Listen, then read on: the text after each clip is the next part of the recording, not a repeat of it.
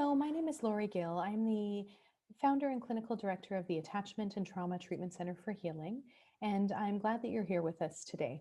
One of the things that we regularly receive requests around is an overview of some of the techniques, concepts, and strategies that we talk about in our core and supplementary training workshops. As a result, I'd like to spend some time talking about a couple of these things over small segments. Today we'll be talking about the window of tolerance, which is adapted from Dan Siegel's model through a trauma treatment lens.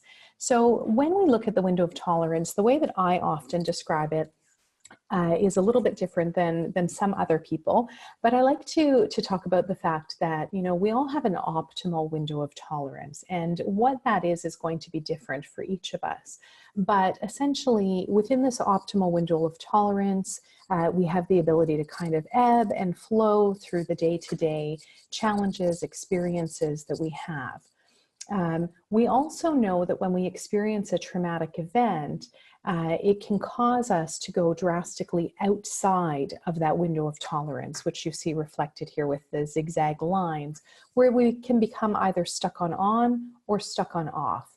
I often describe stuck on as being when we're in a hyper-aroused state, when there's too much. Our arousal activation is really high, and often it just means there's too much pain, fear, even excitement, but there's the intensity, anxiety, and it's like our body feels really, really, really full. We also can become stuck on off, and this is where we're in more of that hypo-aroused state and feeling very shut down, maybe lethargic, exhausted, sad, immobilized, and there's certainly a broader outline on the slide here.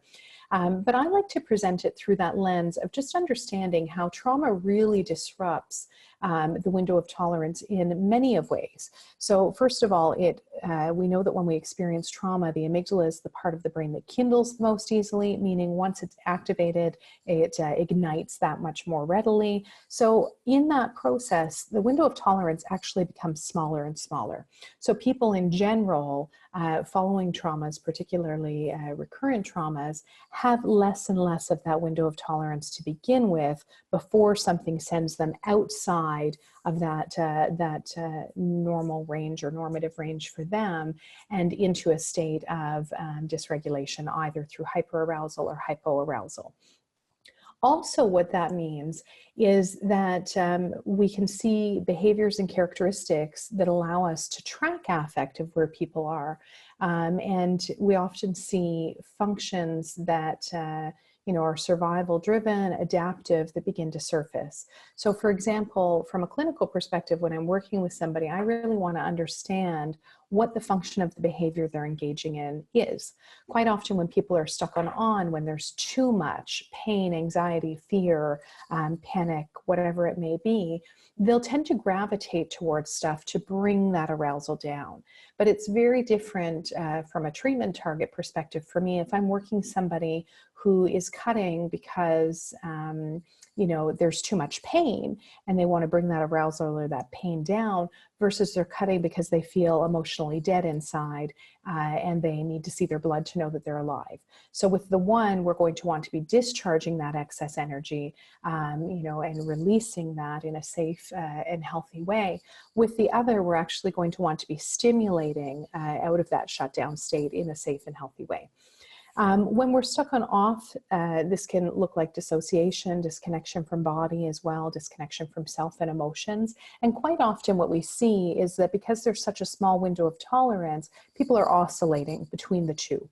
Our brain seems to only allow us to stay in a state of tremendous intense pain for so long before it says, nope, that's enough. And then we go into more of that shutdown state. And likewise, we only seem to stay in that shutdown state for so long before the brain kind of says, nope, I'm not ready to be dead just yet. And then we gravitate towards something that's more stimulatory or activating for us. There's a blog on our website that really kind of breaks this down a little bit more. And in our core training, we get into more of the treatment techniques for discharging the excess energy or stimulating when we're shut down. But often I would encourage you to come back to our senses. So really think about sight, sound, smell, sensations of touch, looking at how do we discharge when there's too much. So we often will use sensory resources. Bouncing on a mini trampoline can be a great technique for children, youth, and even adults, just to discharge that excess energy, shaking it out, stomping it out, physical actual release exercises, using our tension bands to move through tightness and tension in the body. And then when we're looking at stimulating, smell is a wonderful resource if you find something that's grounding and soothing for someone. But it's just that input. Think of using your tactile senses to bring in something to stimulate. So sight, sound, smell, sensation of touch, all of these are great resources to be able to shift that affective state that someone is in. So that's a brief little summary of working with the window of tolerance. I hope that that's helpful for you, and stay tuned to learn more. Thank you.